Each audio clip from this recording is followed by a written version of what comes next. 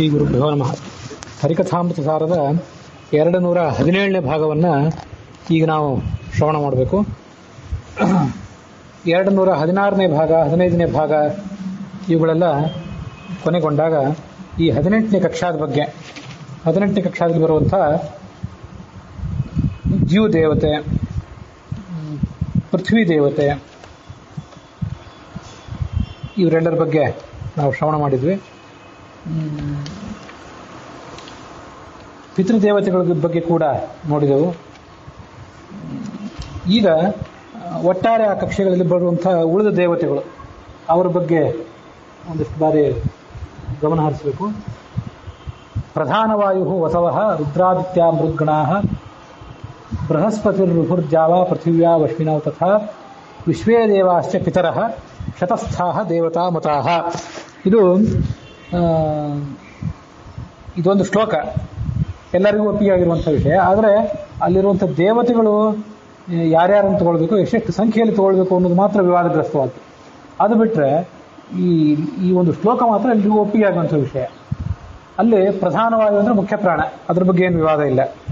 ಪ್ರಧಾನವಾಯು ವಸವಃ, ವಸುಗಳು ಅಂದರೆ ಅಷ್ಟವಸುಗಳು, ಅದರಲ್ಲಿ ಅಗ್ನಿ ಒಬ್ಬ 15ನೇ ಕಕ್ಷೆಯಲ್ಲಿ ಬರ್ತಾನೆ, ಉಳಿದ 7 ಜನ ಈ 18ನೇ ಕಕ್ಷೆಯಲ್ಲಿ ಬರ್ತಾರೆ. ಪ್ರಧಾನವಾಯು 3ನೇ ಕಕ್ಷಾದಲ್ಲಿ ಬರ್ತಾನೆ. ವಸವಃ ರುದ್ರಾಹ ಆದಿತ್ಯಾಹ ಮರುದ್ಗಣಾಹ, ಏಕಾದಶಿ ರುದ್ರರಿದ್ದಾರೆ. ಏಕಾದಶಿ ರುದ್ರರ ಪೈಕಿ 10 ಜನ ರುದ್ರರು 18ನೇ ಕಕ್ಷಾದಲ್ಲಿ ಬರ್ತಾರೆ. ಒಬ್ಬ ರುದ್ರ 5ನೇ ಕಕ್ಷಾದಲ್ಲಿ ಬರ್ತಾನೆ, ಮಹಾದೇವ. ರುದ್ರಾಹ ಆದಿತ್ಯಾಹ, ಇನ್ನು 12 ಜನ ಆದಿತ್ಯರಿದ್ದಾರೆ ಒಟ್ಟು. ಆ ಆದಿತ್ಯರ ಬಗ್ಗೆ ಈಗ ಒಂದಿಷ್ಟು ಬಾರಿ ನಾವು ಗಮನ ಹರಿಸಬೇಕು. ಆದಿತ್ಯರು 12 ಜನ, ಅದರಲ್ಲಿ 6 ಜನ ಆದಿತ್ಯರು ಈ ಕಕ್ಷಾದಲ್ಲಿ ಬರ್ತಾರೆ, 18ನೇ ಕಕ್ಷಾದಲ್ಲಿ. ಇನ್ನು ಉಳಿದ 6 ಜನ ಆದಿತ್ಯರೇನಿದ್ದಾರಲ್ಲ, ಅವರು 5 ಜನ ಮೇಲಿನ ಕಕ್ಷಾಗಳಲ್ಲಿ, 1ರಿಂದ ಪ್ರಾರಂಭ ಮಾಡಿಕೊಂಡು 17ನೇ ಕಕ್ಷಾ ತನಕ, ಮತ್ತು ಒಬ್ಬ ಮಿತ್ರ ಪರ್ಜನ್ಯ ಅನ್ನುವಂಥ ಆದಿತ್ಯ ಒಬ್ಬ 19ನೇ ಕಕ್ಷಾದಲ್ಲಿ, 19 ಅಥವಾ 20 ಈಗ ಯಾವ್ದಾದ್ರು ಇರಬಹುದು, ಆ ಕಕ್ಷಾದಲ್ಲಿ ಅವನು ಬರ್ತಾನೆ. ಅಂತ 12 ಜನ ಆದಿತ್ಯರು. ಈ 12 ಜನ ಆದಿತ್ಯರ ಪೈಕಿ ಸೋಮಪಾನಕ್ಕೆ ಯೋಗ್ಯರಾದಂಥವರು 12 ಜನ ಆದಿತ್ಯರು, ಅದರ ಬಗ್ಗೆ ಏನು ವಿವಾದ ಇಲ್ಲ. ಪರಮಾತ್ಮನಿಂದ ಆರಂಭ ಮಾಡಿಕೊಂಡು ಎಲ್ಲ ಆದಿತ್ಯರು ಕೂಡ ಸೋಮಪಾನಕ್ಕೆ ಯೋಗ್ಯರೇ.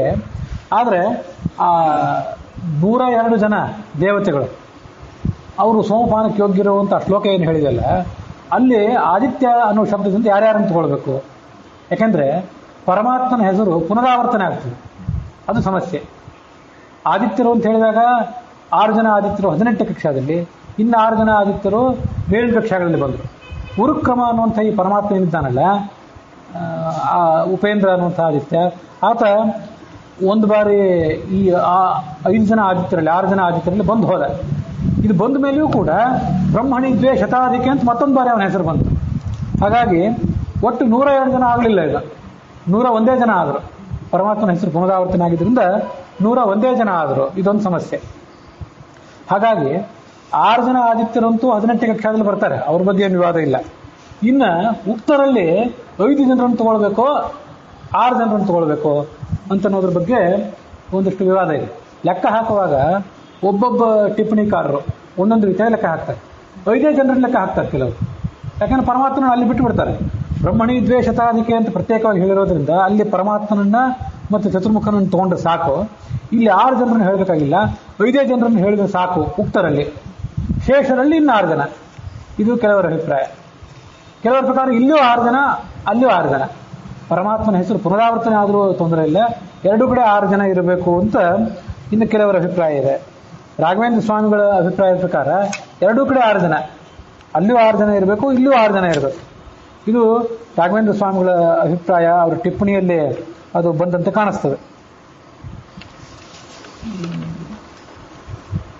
ಉರುಕ್ರಮನಿಂದ ಸಮೇತವಾಗಿಯೇ, ಉರುಕ್ರಮ ಅಂದರೆ ಪರಮಾತ್ಮ, ಅವನಿಂದ ಸಮೇತರಾಗಿಯೇ 6 ಜನರನ್ನ ಉಕ್ತರಲ್ಲಿ ಸೇರಿಸಬೇಕು, ಇದು ರಾಘವೇಂದ್ರ ಸ್ವಾಮಿಗಳ ಅಭಿಪ್ರಾಯ. ಅದರಂತೆ ಜಗನ್ನಾಥದಾಸರು ಕೂಡ ರಾಘವೇಂದ್ರ ಸ್ವಾಮಿಗಳ ಅಭಿಪ್ರಾಯಕ್ಕೆ ಅನುಸಾರವಾಗಿಯೇ ಆ ಒಂದು ತಮ್ಮ ಅಭಿಪ್ರಾಯವನ್ನು ಮಂಡನೆ ಮಾಡಿದಂತೆ ಕಾಣಿಸ್ತದೆ. ಆದರೆ ಬಿದರಹಳ್ಳಿ ಶ್ರೀನಿವಾಸ ತೀರ್ಥರು ಮೊದಲಾದ ಬೇರೆ ವ್ಯಾಖ್ಯಾನಕಾರರು ಏನಿದ್ದಾರಲ್ಲ, ಉರುಕ್ರಮ ಅಂದರೆ ಪರಮಾತ್ಮನನ್ನು ಬಿಟ್ಟು ಉಳಿದ 5 ಜನರನ್ನೇ ಆದಿತ್ಯರನ್ನು ತಗೊಳ್ಬೇಕು, ಪರಮಾತ್ಮನ ಹೆಸರಲ್ಲಿ ಮುಂದೆ ಬರ್ತದೆ 2 ಬ್ರಹ್ಮರ ಬಗ್ಗೆ ಹೇಳಿದಾಗ ಅಂತ ಹೀಗೆ ಬಿದರಹಳ್ಳಿ ಶ್ರೀನಿವಾಸ ತೀರ್ಥರು ಮೊದಲಾದರು ಹೇಳ್ತಾರೆ.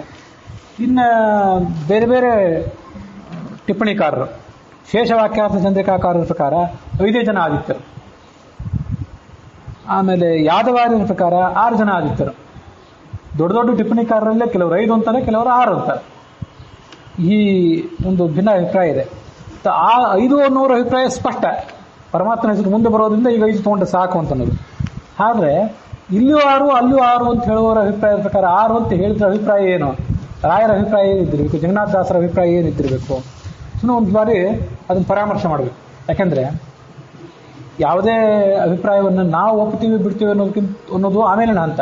ಮೊದಲು ಅವರೇನು ಅಭಿಪ್ರಾಯ ಪಡ್ತಾರೆ ಅಂತ ನೋಡ್ಬೇಕಲ್ಲ. ಹಾಗಾಗಿ ಈ ಪರಮಾತ್ಮನಿಗೆ 2 ಬಾರಿ ಆಹುತಿ ಅಂತ ರಾಘವೇಂದ್ರ ಸ್ವಾಮಿಗಳ ಅಭಿಪ್ರಾಯ ಇದ್ದಿರಬೇಕು. ಹೀಗೆ ಕಾಣಿಸ್ತದೆ. ದ್ವಾದಶ ಆದಿತ್ಯರಲ್ಲಿ ಅಂತರ್ಗತನಾಗಿ 1 ಬಾರಿ ಅವನಿಗೆ ಆಹುತಿ ಹಾಕಬೇಕು. ಅದಲ್ಲದೆ ಪರಬ್ರಹ್ಮ ಅನ್ನೋ ದೃಷ್ಟಿಯಿಂದ ಮತ್ತೊಂದು ಬಾರಿ ಆಹುತಿ ಹಾಕಬೇಕು ಅಂತ. ಹೀಗೆ ರಾಘವೇಂದ್ರ ಸ್ವಾಮಿಗಳು, ಜಗನ್ನಾಥದಾಸರು ಮತ್ತು ಯಾದವಾರ್ಯರು ಇವ್ರದ್ದೆಲ್ಲರದು ಈ ಒಂದು ಅಭಿಪ್ರಾಯ ಇದ್ದಂತೆ ಕಾಣಿಸ್ತದೆ. ಯಾಕೆಂದ್ರೆ ಎಲ್ಲರೂ ಅವ್ರು 6 ಅಂತ ಹೇಳಿದರು. 5 ಅಂತ ಹೇಳಿದವ್ರ ಪ್ರಕಾರ ಪರಮಾತ್ಮನಿಗೆ ಒಂದೇ ಆಹುತಿ ಹಾಕಿದರೆ ಸಾಕು, ಸೋಮಾಹುತಿ. ಹೀಗೆ ರಾಘವೇಂದ್ರ ಸ್ವಾಮಿಗಳು ಇಲ್ಲ 18ರಲ್ಲಿ ಬೇಕಾಗಿಲ್ಲ. ಒಟ್ಟಾರೆ 100 ಜನ. ನಾವು ಪರಮಾತ್ಮನಿಗೆ ಇಲ್ಲ 18ನೇ ಕಕ್ಷಾದಲ್ಲಿ ಬೇಕಾಗಿಲ್ಲ. ಒಟ್ಟು 102 ಜನರಿಗೆ ಆಹುತಿ ಹಾಕ್ತೇವೆ. ಯಾವುದೇ ಸೋಮ ಯಜ್ಞ ಮಾಡುವಾಗ, ಯಾವುದೇ ದೊಡ್ಡ ಪ್ರಮಾಣದ ಯಜ್ಞ ಮಾಡ್ತಿರುವಾಗ ಸೋಮಲತೆಯನ್ನು ತಂದು ಅದನ್ನು ಹಿಂಡಿ ಆ ಪ್ರಕಾರ ಏನು ಆಹುತಿ ಹಾಕ್ತೇವಲ್ಲ, ಅವರವ್ರ ಕಕ್ಷಾ ತಾರತಮ್ಯಕ್ಕೆ ಅನುಸಾರವಾಗಿ ಹಾಕ್ತಿರ್ತೇವೆ. ಕಕ್ಷಾ ತಾರತಮ್ಯದ ಸಂಕರ ಮಿಶ್ರಣ ಅಂಥದ್ದೇನು ಪ್ರಸಂಗ ಬರೋದಿಲ್ಲ. ಯಜ್ಞದಲ್ಲಿ ಯಾವುದೋ ಒಂದು ಯಜ್ಞ ಮಾಡುವಾಗ ಸಮಸ್ಯೆ ಅಲ್ಲ. ನಾವು ಕಕ್ಷಾ ತಾರತಮ್ಯವನ್ನು ಅನುಸಂಧಾನ ಮಾಡ್ಕೊಳ್ಳಿಕ್ಕೆ ಕೂತಾಗ ಇಲ್ಲಿ 85, 18ನೇ ಕಕ್ಷಾದಲ್ಲಿ 85 ಇಟ್ಕೊಳ್ಬೇಕು, 86 ಇಟ್ಕೊಳ್ಬೇಕು, 87 ಇಟ್ಕೊಳ್ಬೇಕು, 88 ಇಟ್ಕೋಬೇಕು 18ರಲ್ಲಿ. ಇನ್ನು ಉಳಿದವರಲ್ಲಿ 14, 13, 16 ಎಷ್ಟು ಇಟ್ಕೊಳ್ಬೇಕು, ಉಕ್ತರು ಅಂತ ಬರ್ತಾರಲ್ಲ ಅವರಲ್ಲಿ ಎಷ್ಟು ಇಟ್ಕೊಳ್ಬೇಕು ಅಂತ ಎಷ್ಟೇ ಸಮಸ್ಯೆ. ಯಜ್ಞ ಮಾಡೋರಿಗೆ ಸಮಸ್ಯೆ ಇಲ್ಲ. ಈ ತಾರತಮ್ಯವನ್ನು ಪರಿಗಣನೆ ಮಾಡುವವರಿಗೆ ಇಲ್ಲಿ ಎಷ್ಟು ಜನರನ್ನು ಇಟ್ಕೊಳ್ಬೇಕು ಅದಷ್ಟೇ ಸಮಸ್ಯೆ. ಅಂತೂ ರಾಘವೇಂದ್ರ ಸ್ವಾಮಿಗಳು, ಜಗನ್ನಾಥದಾಸರು ಇಬ್ಬರು ಅಭಿಪ್ರಾಯದ ಪ್ರಕಾರ ಪರಮಾತ್ಮನಿಗೆ 1 ಬಾರಿ ದ್ವಾದಶಾದಿತ್ಯರಲ್ಲಿ ಅಂತರ್ಗತನಾಗಿ ಆಹುತಿ, ಪರಬ್ರಹ್ಮ ಅನ್ನೋ ದೃಷ್ಟಿಯಿಂದ ಮತ್ತೊಂದು ಆಹುತಿ. ಹೀಗೆ ಅವರ ಅಭಿಪ್ರಾಯ ಇದ್ದಂತೆ ಕಾಣಿಸ್ತದೆ. ಯಾಕಂದ್ರೆ ರಾಘವೇಂದ್ರ ಸ್ವಾಮಿಗಳು ಅಭಿಪ್ರಾಯವನ್ನು ಏನು ಹೇಳಿರ್ತಾರೆ ಅದನ್ನೇ ರಾಯರ ಮಠದ ಅನುಯಾಯಿಗಳಾದಂಥ ಜಗನ್ನಾಥದಾಸರು ಕೂಡ ಹೇಳಿರುವಂಥ ಸಾಧ್ಯತೆ ಇದೆ. ಹಾಗಾಗಿ ಅವರ ಅಭಿಪ್ರಾಯವನ್ನು ಹಾಗೇ ತಗೊಳ್ಬೇಕು ಅಂತ ಒಂದು ಅನ್ನಿಸ್ತದೆ. ನಾನು ಮೊನ್ನೆ ದಿವಸ ಈ ಪಿತೃದೇವತೆಗಳ ಬಗ್ಗೆ ಹೇಳಿದ್ನಲ್ಲ, ಆ ಪಿತೃದೇವತೆಗಳ ಬಗ್ಗೆ ಹೇಳುವಾಗ ನಮ್ಮ ಅಭಿಪ್ರಾಯ ಏನಿದೆ, ಒಟ್ಟಾರೆ ಸಿದ್ಧಾಂತದಲ್ಲಿ ಯಾವುದು ಉಚಿತ ಯಾವುದು ಅನುಚಿತ ಅಂತ ಅನ್ನೋದ್ರ ಬಗ್ಗೆ ನಾನು ಹೇಳ್ತಾ ಹೋದೆ. ಯಮ, ಸೋಮ, ಕವಿವಾಹನ ಅನ್ನುವಂಥ 3 ಜನ ಪಿತೃದೇವತೆಗಳನ್ನೇ ತಗೊಳ್ಬೇಕು ಅಂತ ಹೇಳಿದೆ. ದಾಸದ ಅಭಿಪ್ರಾಯ ಏನು ಅಂತ ಅವತ್ತು ನನಗೊಂದು ಹೇಳಿಕ್ಕೆ ನೆನಪಾಗಲಿಲ್ಲ. ನೀವು ಯಾರಾದರೂ ಅದನ್ನು ಗುರುತು ಮಾಡ್ಕೊಳ್ಳೋರಿದ್ರೆ, ನಿಮ್ಗೆ ಅದು ಬೇಕಾಗಿದ್ದರೆ ಅದನ್ನು ನೋಡ್ಕೊಳ್ರಿ. 97ನೇ ಪದ್ಯದಲ್ಲಿ, ಅಂದರೆ ಅದು ಈ 4 ಅಥವಾ 5ನೇ ಸಂಧಿ ಆಗ್ತದೆ. ಅಲ್ಲಿ ಒಂದು ಪದ್ಯದಲ್ಲಿ ದಾಸರು ಯಮ ಸೋಮಾದಿ ಅಂತ ಶಬ್ದ ಪ್ರಯೋಗ ಮಾಡಿದ್ದಾರೆ. ಹಾಗೆ ಶಬ್ದ ಪ್ರಯೋಗ ಮಾಡಿದ್ದು ನೋಡಿದರೆ ದಾಸರಿಗೂ ಕೂಡ ಯಮ, ಸೋಮ ಮತ್ತು ಕವಿವಾಹನ ಈ ಹೆಸರನ್ನು ಅಭಿಪ್ರಾಯಪಟ್ಟಂತೆ ಕಾಣಿಸ್ತಾರೆ. ಅದು 4ನೇ ಸಂಧಿ, ಭೋಜನ ಸಂಧಿ ಅಂತ ಅದನ್ನು ಕರೀತಾರೆ. ಅಲ್ಲಿ ತ್ರಿಣವತಿ ಸ್ವರೂಪಾತ್ಮಕ ಅನಿರುದ್ಧನು ಸದಾ ಯಜಮಾನನಾಗಿ ಇದ್ದು ಅನಲ ಯಮ ಸೋಮಾದಿ ಪಿತೃದೇವತೆಗಳನ್ನು ಅಂತ ಹೀಗೆ ದಾಸರು ಶಬ್ದ ಪ್ರಯೋಗ ಮಾಡಿದ್ದಾರೆ. ಅನಲ ಯಮ ಸೋಮಾದಿ ದೇವಾದಿಗಳಿಗೆ ಅಂತ 3 ಶಬ್ದಗಳಲ್ಲಿ ದಾಸರು ತಗೊಂಡಿದ್ದಾರಲ್ಲ. ಹೀಗೆ ತಗೊಂಡಿದ್ದರಿಂದ ಅನಲ ಅಂತಂದ್ರೆ ಕವಿವಾಹನ ನಾಮಾಗ್ನಿ, ಯಮ ಅಂದ್ರೆ ಯಮ, ಸೋಮ ಅಂದ್ರೆ ಸೋಮ. ಇದು ದಾಸರ ಅಭಿಪ್ರಾಯ ಅಂತ ಸ್ಪಷ್ಟವಾಗಿ ಗೊತ್ತಾಗ್ತದೆ. ಅದನ್ನ ದಾಸರ ಅಭಿಪ್ರಾಯವನ್ನು ಹಾಗೆ ಹೇಳ್ದೇನೆ ಬೇರೆ ಅಭಿಪ್ರಾಯವನ್ನು ಹೇಳೋರು ಕೂಡ ಇದ್ದಾರೆ.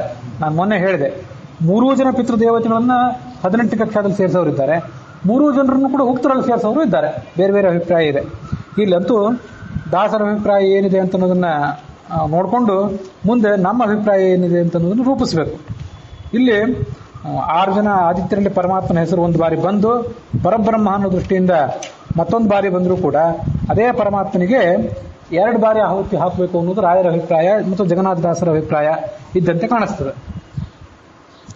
ಇತ್ತೀಚಿನವರಲ್ಲಿ ಬನ್ನಂಜ ಗೋವಿಂದಾಚಾರ್ಯರು 5 ಜನ ಆದಿತ್ಯರನ್ನು ಇಟ್ಕೊಳ್ತಾರೆ. 6 ಜನ ಆದಿತ್ಯರು 18ನೇ ಕಕ್ಷಾದಲ್ಲಿ, ಇನ್ನು ಈ ಕಡೆ ಬರುವಂಥ 5 ಜನ ಆದಿತ್ಯರು 5 ಜನ, 6 ಬೇಕಾಗಿಲ್ಲ ಅಂತ ಅವ್ರದ್ದು ಅಭಿಪ್ರಾಯ ಇದೆ. ಹೀಗೆ ರುದ್ರಾಹ, ಆದಿತ್ಯಾಹ, ಮರುದ್ಗಣಾಹ, ಮರುದ್ಗಣದ ಬಗ್ಗೆನೂ ಏನು ವಿವಾದ ಇಲ್ಲ. ಒಟ್ಟು 49 ಜನ ಮರುತುಗಳು. ಅದರಲ್ಲಿ ಅಹಂಕಾರಿಕ ಪ್ರಾಣ ಮತ್ತು ಪ್ರವಾಹವಾಯು ಇಬ್ಬರು ಕೂಡ ಮೇಲಿನ ಕಕ್ಷಾಗಳಲ್ಲಿದ್ದಾರೆ. ಇನ್ನು 47 ಜನ ಮರುತುಗಳು ಇಲ್ಲಿದ್ದಾರೆ. ರುದ್ರಾದಿತ್ಯ ಮೃದ್ಗಣ, ಬೃಹಸ್ಪತಿ 10ನೇ ಕಕ್ಷಾದಲ್ಲಿದ್ದಾನೆ. ಋಭು, ಆ ಋಭುವಿನ ಬಗ್ಗೆ ಒಂದೆರಡು ಅಭಿಪ್ರಾಯ ಹೇಳಬೇಕು. ಋಭು ಅಂತಂದರೆ 3 ಜನ ಋಭು ದೇವತೆಗಳು, ಋಭು ಅನ್ನೋ ಹೆಸರಿನ ದೇವತೆಗಳನ್ನು ತಗೋಬೇಕು ಅಂತ ಕೆಲವರ ಅಭಿಪ್ರಾಯ. 3 ಜನ ಬೇಡ, ಒಬ್ಬರನ್ನೇ ತಗೊಳ್ಬೇಕು ಅಂತ ಇನ್ನೊಂದು ಅಭಿಪ್ರಾಯ. ಹೀಗೆ ಈ 18ನೇ ಕಕ್ಷಾದಲ್ಲಿ ಬರುವಂಥ ಎಲ್ಲ ದೇವತೆಗಳ ಬಗ್ಗೆನೂ ಕೂಡ ಬಹುತೇಕ ದೇವತೆಗಳ ಬಗ್ಗೆ ಒಂದಲ್ಲ ಒಂದು ಭಿನ್ನಾಭಿಪ್ರಾಯ. ಪ್ರಧಾನವಾಯು, ವಸು, ರುದ್ರ ಇಷ್ಟು ಬಿಟ್ಟರೆ ಮುಂದೆ ಆದಿತ್ಯರ ಬಗ್ಗೆ ಭಿನ್ನಾಭಿಪ್ರಾಯ ಇದೆ. ಮುಂದೆ ಬಂದ ಹೆಸರು ಈ ಋಭುಗಳ ಬಗ್ಗೆ. ಋಭು ಅಂದರೆ ಋಭು, ವಿಭ್ವ, ವಾಜ ಅಂತ ಈ 3 ಜನ ಋಭು ದೇವತೆಗಳನ್ನು ತಗೊಳ್ಬೇಕು. ಈ 3 ಜನ ಋಭು ದೇವತೆಗಳನ್ನು ಕೂಡ 18ನೇ ಕಕ್ಷಾದಲ್ಲೇ ಸೇರಿಸಬೇಕು. ಇದು ಕೆಲವು ವಿದ್ವಾಂಸರ ಅಭಿಪ್ರಾಯ. ಆಧುನಿಕರಲ್ಲಿ ಈ ಅಭಿಪ್ರಾಯವನ್ನು ಒಪ್ಪುವಂಥವ್ರು ಗೋವಿಂದಾಚಾರ್ಯ. 3 ಜನರನ್ನ ಋಭು, ವಿಭ್ವ, ವಾಜ 3 ಹೆಸರು ಹೇಳಿದ್ದಾರೆ. ಆ 3 ಜನ ಕೂಡ 18ನೇ ಕಕ್ಷಾದಲ್ಲಿ ಬರಬೇಕು, ಅವರ ಅಭಿಪ್ರಾಯ. ಇನ್ನು ಬೇರೆ ಎಷ್ಟೋ ಅಭಿಪ್ರಾಯಕಾರರ ಪ್ರಕಾರ ಸ್ವಯಂ ಜಗನ್ನಾಥದಾಸರ ಅಭಿಪ್ರಾಯವೂ ಕೂಡ ಒಬ್ಬನೇ ಋಭು ದೇವತೆ. ಈ ಶೇಷವಾಕ್ಯಾರ್ಥ ಚಂದ್ರಿಕಾಕಾರರು ಮತ್ತು ಯಾದುಪತ್ಯ ಇವೆಲ್ಲ ಅಭಿಪ್ರಾಯಗಳ ಪ್ರಕಾರನೂ ಒಬ್ಬೊಬ್ಬನೇ ಋಭು ದೇವತೆ. ಉಳಿದವರಿಬ್ಬರನ್ನು ತಗೊಳ್ಬಾರ್ದು. ಯಾಕೆ ಅಂತಂದರೆ ಅಲ್ಲಿ ಬೃಹಸ್ಪತಿ ಋಭು ದ್ಯಾವ ಪೃಥ್ವಿವ್ಯಾವ್ ಅಂಥೇಳಿ ಋಭು ಅಂತ ಏಕವಚನ ಇದೆ.